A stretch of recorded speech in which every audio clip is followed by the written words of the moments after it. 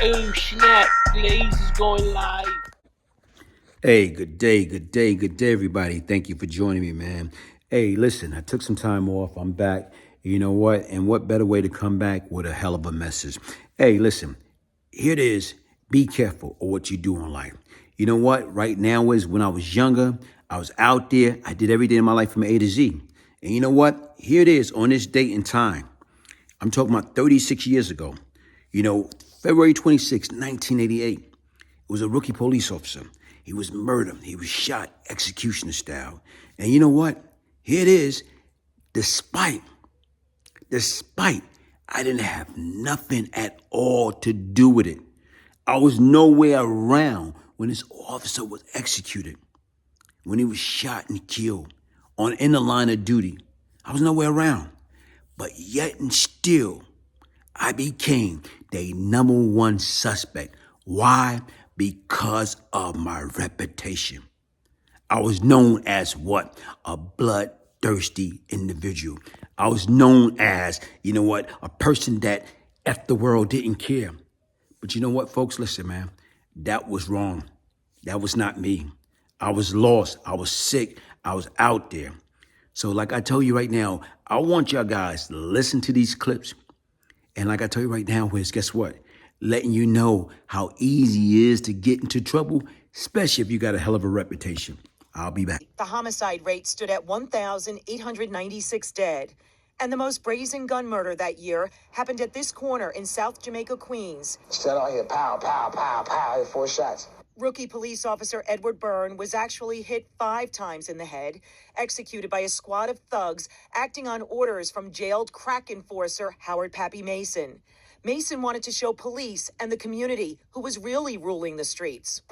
Todd was standing there laughing at the car, like they used to talk to him in the car. And the guy said, you guys in Queens is getting real crazy shooting cops, right? It was unprecedented practically that people would go out and murder a police officer just to make a point. New York Times columnist Jim Dwyer now refers to the late 80s crack trade as outlaw capitalism. People were just making a lot of money and people were killing to keep that money. That was obviously my first police officer funeral.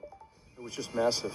I looked at it in awe and I carried it with me. That single event just really, it turned the tables on everything that we were doing.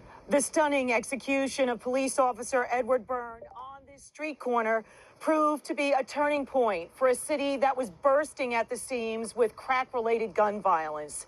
It pushed the NYPD to join forces with the feds to take down drug families top to bottom. In the late 80s, Bryant had associated himself with probably the most ruthless and notorious cocaine crack enterprise in the city, that being Howard Pappy Mason and Lorenzo Fat Cat Nichols. NYPD rookie police officer was murdered, executioner style. And as I'm listening to that, I'm like, whoa. And when they say where it happened at 107 in Inwood, I'm like, oh, man. That bad. That was given to me by a police officer in New York called Matt Byrne, whose son was gunned down by these drug dealers up there in New York City. Well, police were guarding our June last month. Assassins shot to death police officer Edward Byrne. By virtue of his position with that organization and his reputation, it was the consensus of opinion at first after the Byrne murder that Brian Glaze Gibbs, and only Brian Glaze Gibbs, was capable of pulling something off like this. So as you can see, like look at that clip. And even right now they speak about it. Around 3:30 a.m. on February 26, 1988, Burns was sitting in his marked patrol car on 107 Avenue and Inwood Street in the South Jamaica section of Queens in New York City. He was assigned to keeping eyes in the house of a local Guyanese immigrant named Ajun, who had repeatedly called the police to report illegal activity on his street. The house had been previously firebombed on 2 occasions, and the owner repeatedly threatened. Despite the recent violent and ongoing crime wave overtaking South Queens, Byrne was assigned to the post alone. As Byrne sat in his car, another driver pulled up beside him. 2 men exit, and one of them knocked on the passenger side window of Byrne's cruiser. while his second man creeped up on the driver's side and shot Burns in the head 5 times with a .38 caliber pistol. 2 other men act as looked out. Byrne later died at the hospital. He was just 22 years old. The murder prompted national outrage. President Ronald Reagan personally called the Burns family to offer condolences. Then Vice President George H.W. Bush carried Burns' badge with him during his 1988 presidential campaign. The 4th killer was identified as Philip Copeland, Tar Scott, Scott Carr, and Dave McCleary. All 4 was apprehended within a week of the murder and was eventually convicted. Copeland, Scott, and Carr was convicted after a trial of murder in the 2nd degree and criminal possession of a weapon in the 2nd degree. McCleary was convicted later as a shooter in a separate trial of murder in the 2nd degree and criminal possession of a weapon in the 2nd degree. All 4 were sentenced to 25 years to life by Queens Supreme Court Justice Thomas A. DeMarcos, who presided over the trial. Folks, listen, sit back and look at that. Okay, here it is right now. Like I say, I was nowhere around. But yet and still, because of a hell of a reputation known on the street, guess what? They was trying to pin that on me. Like I tell you right now, listen, man, it's not what we do, it's how we do it. And like I tell you right now, folks, listen, kids, do it right the first time.